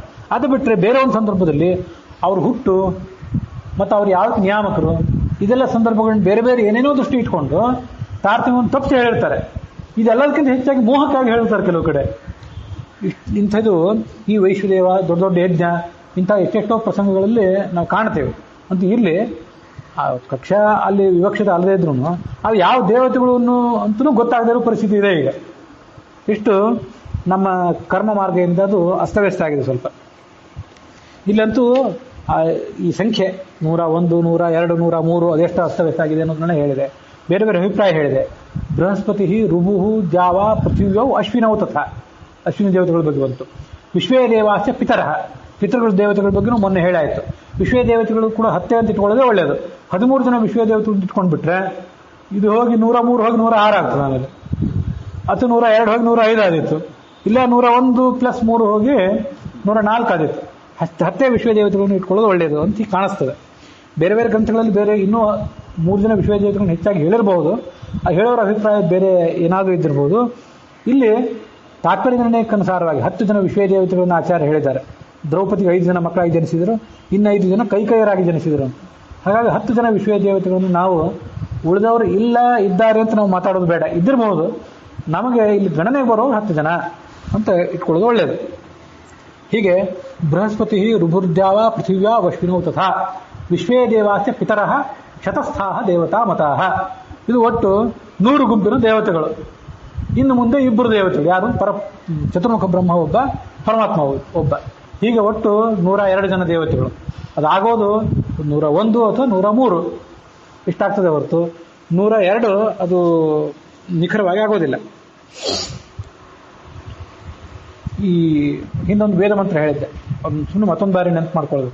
ಚತುರ್ಭಿಸ್ ಸಾಕಂನ ವದಂತಿ ನಾಮಭಿಃ ಚಕ್ರನ್ನ ವೃತ್ತಂ ವ್ಯತೀಂಗ್ರವೀ ವಿಪತ್ ಅಂತ ಋಗ್ವೇದದಲ್ಲಿ ಒಂದು ಮಾತು. ಒಟ್ಟು 90 ಜನ ದೇವತೆಗಳನ್ನ, ಆ 90 ಜನ ದೇವತೆಗಳನ್ನ 4 ರೂಪಗಳನ್ನು ತಾಳಿ ಪರಮಾತ್ಮ ಚಕ್ರದಂತೆ ತಿರುಗಿಸ್ತಾನೆ ಅಂತ. ವಾಸುದೇವ, ಸಂಕರ್ಷಣ, ಪ್ರದ್ಯುಮ್ನ, ಅನಿರುದ್ಧ ಅಂತ 4 ರೂಪಗಳನ್ನು ತಾಳಿ ಆತ ಅವರನ್ನ ಈ ಸಂಸಾರದಲ್ಲಿ ತಿರುಗಾಡಿಸ್ತಾ ಇರ್ತಾನೆ. ಸೃಷ್ಟಿ, ಸ್ಥಿತಿ, ಲಯ ಇದನ್ನೆಲ್ಲ ಮಾಡಬೇಕಾದ ರೂಪ ಅದು. ಪ್ರದ್ಯುಮ್ನ ಸೃಷ್ಟಿ, ಅನಿರುದ್ಧ ಆತ ಪಾಲನ, ಸಂಕರ್ಷಣ ಲಯ ಇದೆಲ್ಲ ಮಾಡಬೇಕಾದ ರೂಪಗಳು. ಹೀಗೆ ವಾಸುದೇವ, ಸಂಕರ್ಷಣ, ಪ್ರದ್ಯುಮ್ನ, ಅನಿರುದ್ಧ ಅಂತ 4 ರೂಪಗಳನ್ನು ತಾಳಿ ಚತುರ್ಭಿಹಿ ಸಾಕಂ 4 ರೂಪಗಳ ಮೂಲಕ ನವತಿಂಚ ನಾಮಭಿಹಿ, ನವತಿ ಅಂದ್ರೆ 90 ಜನ ದೇವತೆಗಳನ್ನ ಆಗ ಚಕ್ರದಂತೆ ತಿರುಗಿಸ್ತಾನೆ ಅಂತ ಮಾಹಿತಿ ಅದು. ಆ 90 ಜನ ದೇವತೆಗಳಿದ್ದಾರಲ್ಲ, ಆ 90 ಜನ ದೇವತೆಗಳಲ್ಲಿ ಹೆಚ್ಚಿನವರೆಲ್ಲ ಈ 18 ಕಕ್ಷಾದಲ್ಲಿದ್ದವರು. ನನಗೆ ಇವತ್ತು ಆ ಟಿಪ್ಪಣಿ ಮುಂದಿಲ್ಲ. ಅವತ್ತು ಆ 90 ಅಂದ್ರೆ ಇಲ್ಲಿ ಬರೋರು ಕೆಲವರು, ಇನ್ನೂ ಕೆಲವರು ಬೇರೆ. ಯಾಕಂದ್ರೆ 50 ಜನ ಪ್ರಾಣರಾಗಿ ಹೋಗ್ತಾರೆ. ಸುಮ್ಮನೆ ಸುಳಿವು ಕೊಡ್ತೇನೆ. 47 ಜನ ಪ್ರಾಣರು ಇಲ್ಲಿ, ಅಹಂಕಾರಿಕ ಪ್ರಾಣ, ಪ್ರವಾಹವಾಯು ಮುಖ್ಯ ಪ್ರಾಣ, 50 ಜನ ಪ್ರಾಣರಾದರು. ಮತ್ತೆ ಉಳಿದ ಕೆಲವು ಆದಿತ್ಯರು, ಮತ್ತೊಬ್ಬ ರುದ್ರ, ಚತುರ್ಮುಖ, ಹೀಗೆ ಎಷ್ಟೋ ಜನರಲ್ಲಿ ಬೃಹಸ್ಪತಿ, ಇಂಥವ್ರನ್ನೆಲ್ಲ ಇಂದ್ರಾದಿ ದೇವತೆಗಳು ಬರ್ತಾರೆ. ಯಮ ಅವನು ಬರ್ತಾನೆ. ಇವೆಲ್ಲ ದೇವತೆಗಳು ಇಟ್ಕೊಂಡ್ಬಿಟ್ರೆ ಅದು 90 ತನಕ ಬರ್ತದೆ. ಸಂಖ್ಯೆ ನೀವು ಬೇಕೇ ಆದರೆ ಮುಂದೊಂದ್ಸರಿ ಹೇಳ್ತೀನಿ, ಹಿಂದೊಮ್ಮೆ ಹೇಳಿದ್ದೆ. ಹೀಗೆ ಚತುರ್ಭ್ಯ ಸಾಕಂ ನವತಿಂಚ ನಾಮಭಿ ಚಕ್ರನ್ನ ವೃತ್ತಂ ವ್ಯತೀಂಗ್ರ ವಿವಿಪತ್. ಒಂದು ಚಕ್ರ ತಿರುಗುತ್ತದೆ, ಈ ದೇವತೆಗಳೆಲ್ಲ ಮುಕ್ತಿ ಹೋಗ್ತಾರೆ. ಮತ್ತೊಂದು ಚಕ್ರ ಬರ್ತದೆ. ಹೌದು ಹೇಳಿದ್ವಿ, ಇದೇ 18 ಕಕ್ಷಾಕ್ಕೆ ಸಂಬಂಧಪಟ್ಟದ್ದು. ಹೀಗೆ ಮಾನನಿಧಿಗಳೆನಿಸುವ ವಿಶ್ವಕ್ಸೇನ ಧನಪ ಗಜಾನನರಿಗೆ, ವಿಶ್ವಕ್ಸೇನ ದೇವತೆ, ಧನಪ ಅಂದ್ರೆ ಕುಬೇರ, ಗಜಾನನ, ಇವರಿಗೆ ಸಮಾನರು ಯಾರಾಗಿದ್ದಾರೆ ಅಂದ್ರೆ ಶೇಷ ಶತಸ್ಥ ದೇವತೆಗಳು. ಈ 18 ಕಕ್ಷಾದಲ್ಲಿ ಬರುವಂಥ ಆ ದೇವತೆಗಳೇನಿದ್ದಾರೆ ಅವರು ಇವರಿಗೆ ಸಮಾನರು ಅಂತ ಕರೆಸ್ಕೊಂಡಿದ್ದಾರೆ. ಅಶ್ವಿನಿ ದೇವತೆಗಳನ್ನು ಕೆಲವು ಬಾರಿ ಈ ಶೇಷ ಶತಸ್ಥರಲ್ಲಿ ಸೇರಿಸಿದ್ದೇನೆ, 85ರಲ್ಲಿ ಸೇರಿಸಿದ್ದೇನೆ. ಅದನ್ನು ಪ್ರತ್ಯೇಕವಾಗಿ ಸೇರಿಸುವಂಥ ಒಂದೊಂದು ಸಂಪ್ರದಾಯನೂ ಇದೆ. ಯಾಕಂದರೆ ಅಶ್ವಿನಿ ದೇವತೆಗಳಿಗೆ ಅವ್ರಿಗೆ ಸ್ವಾಭಾವಿಕವಾಗಿ ವೇದಾಧಿಕಾರಿ ಇದ್ದಿದ್ದಿಲ್ಲ. ಅವರು ವೈದ್ಯರಾದ ಕಾರಣದಿಂದಾಗಿ ಅವರಿಗೆ ಸೋಮಾಧಿಕಾರಿ ಇದ್ದಿದ್ದಿಲ್ಲ. ಅವರಿಗೆ ಈ ಚವನ ಋಷಿ ಸೋಮಾಧಿಕಾರವನ್ನು ಒದಗಿಸಿಕೊಟ್ಟ ಅಂತ ಒಂದು ಪುರಾಣದಲ್ಲಿ ಬರ್ತದೆ. ಹಾಗಾಗಿ ಈ 85 ಅಂತ ಇಲ್ಲೇನು ಸಂಖ್ಯೆ ಇದೆಯಲ್ಲ, ಈ 18 ಕಕ್ಷಾದಲ್ಲಿ ಬರುವ ಸಂಖ್ಯೆ, ಆ 85ರಲ್ಲಿ ಅಶ್ವಿನಿ ದೇವತೆಗಳನ್ನು ಕೆಲವರು ಸೇರಿಸೋದಿಲ್ಲ, ಪ್ರತ್ಯೇಕವಾಗಿ ಸೇರಿಸ್ತಾರೆ. ಅವರು 18 ಕಕ್ಷಾಕ್ಕೆ ಸಂಬಂಧಪಟ್ಟವರು, ಆದರೆ 85 ಗುಂಪಿನಲ್ಲಿ ಅವ್ರನ್ನ ಸೇರಿಸೋದಿಲ್ಲ. ಆಮೇಲೆ ಸಿಕ್ತು ಅನ್ನೋ ಕಾರಣಕ್ಕಾಗಿ ಕೆಲವರು ಅವರನ್ನ ಪ್ರತ್ಯೇಕವಾದಂತಹ ಒಂದು ಪಟ್ಟಿಯಲ್ಲಿ ಸೇರಿಸ್ತಾರೆ. ಅಂಥದ್ದು ಹಾಗೆ ಅಭಿಪ್ರಾಯ ಪಡುವ ಪ್ರಕಾರನೂ ಕೂಡ 15, 85 ಇದೇ ವ್ಯವಸ್ಥೆನೇ, ಆದರೆ ಪರಿಗಣನೆ ಮಾತ್ರ ಹಾಗೆ ಮಾಡ್ತಾರೆ. 47 + 2 ಅಶ್ವಿನಿ ದೇವತೆಗಳು ಇಬ್ಬರೂ ಕೂಡ ಈ ಉಕ್ತರಲ್ಲಿ ಬರ್ತಾರೆ, ಉಕ್ತ ಶೇಷರಲ್ಲಿ ಬರೋದಿಲ್ಲ ಕೆಲವರ ಅಭಿಪ್ರಾಯದಲ್ಲಿ. ಅವರು ಭಾರತಿ ಅಂದರೆ ದ್ಯು ಅಂದರೆ ಮುಖ್ಯ ಪ್ರಾಣನ ಪತ್ನಿ ಅಂತ ತಿಳ್ಕೊಳ್ತಾರೆ. ಮತ್ತೆ ಪೃಥ್ವಿ ಅಂತಂದ್ರೆ ಒಬ್ಬಳು, ಆಕೆ 18 ಕಕ್ಷಾದಲ್ಲಿ ಬರ್ತಾಳೆ ಅಂತ ಸ್ವೀಕಾರ ಮಾಡ್ತಾರೆ. ಪಿತೃದೇವತೆಗಳು ಅಂತಂದ್ರೆ ಆ 3 ಜನ ಪಿತೃದೇವತೆಗಳನ್ನ 18 ಕಕ್ಷಾದಲ್ಲಿ ಸೇರಿಸ್ತಾರೆ. ನಾವು 2 ಪಿತೃದೇವತೆಗಳನ್ನ ಮೇಲೆ ಸೇರಿಸಿದ್ವಿ, ಒಬ್ಬಳು 3 ಜನ ಪಿತೃದೇವತೆಗಳನ್ನ 18ರಲ್ಲೇ ಸೇರಿಸುವಂಥ ಒಂದು ಸಂಪ್ರದಾಯನೂ ಕೂಡ ಇದೆ. ಅಶ್ವಿನಿ ದೇವತೆಗಳು ಹೀಗೊಂದು ವಿಚಿತ್ರವಾದ ಸ್ಥಿತಿ. ಕಕ್ಷಾ 18, ಆದರೆ ಅವರನ್ನು 85ರಲ್ಲಿ ಸೇರಿಸಿದ್ದೇನೆ, 15ರಲ್ಲಿ ಸೇರಿಸ್ತಾರೆ ಕೆಲವರು. ಆದರೆ ನನ್ನ ಅಭಿಪ್ರಾಯದ ಪ್ರಕಾರ ಅವರಿಗೆ ವೈದ್ಯರು ಅನ್ನೋ ಕಾರಣಕ್ಕಾಗಿ ನಡುವೆ ಸೋಮಾಧಿಕಾರ ತಪ್ಪಿ ಹೋಗಿದ್ದಿರಬೇಕು. ವಸ್ತುತಃ ವೇದದ ಮೂಲಕವಾಗಿ ಸೋಮಾಧಿಕಾರ ಅವರಿಗೆ ಮೊದಲೇ ಇದ್ದ ಸೋಮಾಧಿಕಾರವನ್ನೇ ಚವನರು ಊರ್ಜಿತ ಮಾಡಿದರೆ ಹೊರತು ಹೊಸದಾಗಿ ಅವರಿಗೆ ಅವರು ತಂದು ಕೊಟ್ಟದ್ದೇನಲ್ಲ. ಹಾಗಾಗಿ ಅಶ್ವಿನಿ ದೇವತೆಗಳನ್ನ 18 ಕಕ್ಷಾದಲ್ಲೇ ಸೇರಿಸೋದು ಅದಂತೂ ನಿರ್ವಿವಾದ. 85ರಲ್ಲೇ ಸೇರಿಸೋದು, ಶೇಕಡ 85 ಅಥವಾ 86 ಏನಿದೆಯಲ್ಲ ಅಲ್ಲೇ ಸೇರಿಸೋದೇ ಉಚಿತ ಅಂತ ನನಗನ್ನಿಸ್ತದೆ. ನಿಮ್ಮ ಅಭಿಪ್ರಾಯವನ್ನು ನೀವು ರೂಪಿಸ್ಕೋಬಹುದು. ಇಷ್ಟಾದ್ರೂ ಆ 85 ಗುಂಪು ಏನಿದೆಯಲ್ಲ, ಗುಂಪಿನಲ್ಲಿ ಸ್ವಲ್ಪ ಅವರು ಹೆಚ್ಚಿನವರೇ ಅಶ್ವಿನಿ ದೇವತೆಗಳು. ಅದೇ ಗುಂಪಿನಲ್ಲಿರ್ಬೋದು ಸ್ವಲ್ಪ ಮೇಲಿನವರು. ದಾಸರು ಅದನ್ನು ಅಶ್ವಿನಿ ದೇವತೆಗಳನ್ನು ಕೆಲವು ಬಾರಿ ಪ್ರತ್ಯೇಕವಾಗಿ ಹೇಳಿ 85 ಪ್ರತ್ಯೇಕವಾಗಿ ಹೇಳಿ ಆ ಮೂಲಕ ಅವರು ಜ್ಯೇಷ್ಠರು, ಗುಂಪಿನಲ್ಲೇ ಜ್ಯೇಷ್ಠರು ಅಂತ ಸೂಚನೆ ಮಾಡ್ತಾರೆ. ಶೇಷ ಶತಸ್ಥ ದೇವಗಣಕ್ಕೆ ಆನಮಿಸುವೆನು ಬಿಡದೆ ಮಿಥ್ಯಾಜ್ಞಾನ ಕಳೆದು. ಭಯಂಕರವಾದ ಮಿಥ್ಯಾಜ್ಞಾನ ಕಳೆದು ಬಿಟ್ಟಿದೆ ನಮಗೆ. 18 ಕಕ್ಷಾ ಅಂದ್ರೆ ಏನು ಅಂತ ತಿಳ್ಕೊಂಡು ಅದಕ್ಕೊಂದು ಗತಿ ಕಾಣಿಸೋದ್ರಲ್ಲಿ ನಾವು ಸೋತು ಹೋಗಿದ್ದೇವೆ. ನಮಗೆ ಈ ಮಿಥ್ಯಾಜ್ಞಾನ ಕಳಿಬೇಕು, ಸುಬೋಧ ಕೊಡಬೇಕು. ಸದಾ ಅನುರಾಗದಲ್ಲಿ ಪರಿಪಾಲಿಸಲಿ ಎನ್ನುತ್ತಾ ಮನಸ್ಸ. ಯಾವತ್ತೂ ಕೂಡ ನಮ್ಮನ್ನವರು ಪ್ರೀತಿಯಿಂದ ನೋಡಬೇಕು. ಯಾಕಂದ್ರೆ ಬಹಳ ಜನ ದೇವತೆಗಳಿದ್ದಾರೆ, ಜ್ಞಾನಕ್ಕೆ ಸಂಬಂಧಪಟ್ಟಂಥ, ಆರೋಗ್ಯಕ್ಕೆ ಸಂಬಂಧಪಟ್ಟಂಥ ಅಶ್ವಿನಿ ದೇವತೆಗಳಿದ್ದಾರೆ. ಗಣೇಶ ಇದ್ದಾನೆ, ಅವನು ಕೂಡ ಈ 18 ಕಕ್ಷಾದಲ್ಲೇ ಬಂದ, 85ರಲ್ಲಿ ಬರಲಿಲ್ಲ, ಅದು ಬೇರೆ ವಿಷಯ. ಅವನು ಕೂಡ ಬುದ್ಧಿಯ ದೇವತೆ. ಹೀಗೆ ಬಹಳ ಜನ ದೇವತೆಗಳೆಲ್ಲ ಈ 18 ಕಕ್ಷಾದಲ್ಲಿದ್ದಾರೆ. ಆ ದೇವತೆಗಳು ನಮಗೆ ಈ ಅಜ್ಞಾನವನ್ನು ಕಳೆದು ಅನುರಾಗದಿಂದ ಸದ್ಬುದ್ಧಿಯನ್ನು ಕೊಡಬೇಕು ಅಂತ ಈ ಪದ್ಯದಲ್ಲಿ ದಾಸರು ಪ್ರಾರ್ಥನೆ ಮಾಡ್ತಾರೆ. ಅಲ್ಲಿಗೆ ಈ ಕಕ್ಷಾ ತಾರತಮ್ಯ ಸಂಧಿಯ 32ನೇ ಸಂಧಿಯ 32ನೇ ಪದ್ಯ. ಒಟ್ಟಾರೆ ಪದ್ಯಗಳಲ್ಲಿ 964ನೇ ಪದ್ಯ ಅದು ಇಲ್ಲಿಗೆ ಸಮಾಪ್ತಿಯನ್ನು ಕಂಡಿದೆ. ಈ 32ನೇ ಪದ್ಯ ಏನಿದೆ, ಆ 32ನೇ ಪದ್ಯವನ್ನು ಒಟ್ಟಾರೆ 3 ದಿವಸ ನಾವು 3 ದಿವಸಗಳಿಗಿಂತ ಹೆಚ್ಚು ಅದನ್ನ ಅನುಸಂಧಾನ ಮಾಡಿದಂತಾಯಿತು. ಅಲ್ಲಿ ಅಷ್ಟು ವಿಷಯ ಇದೆ. ನಾನು ಎಷ್ಟು ಕಂಡುಕೊಂಡೆ ಅದನ್ನು ನಿಮ್ಮ ಎದುರಿಗೆ ಹೇಳಿದೆ. ನಿಮ್ಮ ಅಭಿಪ್ರಾಯವನ್ನು ರೂಪಿಸಿಕೊಳ್ಳಿಕ್ಕೆ ನೀವು ಸ್ವತಂತ್ರರಿದ್ದೀರಿ. ಯಾವುದೇ ನನ್ನ ಅಭಿಪ್ರಾಯ ಅಂತಿಮ ಅಲ್ಲ. ಬೇರೆ ಬೇರೆ ಆಕರಗಳು, ಬೇರೆ ಬೇರೆ ಜ್ಞಾನಿಗಳು ಇವ್ರ ಜೊತೆ ಸಮಾಲೋಚನೆ ಮಾಡಿ ನಿಮ್ಮ ಅಭಿಪ್ರಾಯವನ್ನು ನೀವು ರೂಪಿಸ್ಕೊಳ್ಬಹುದು.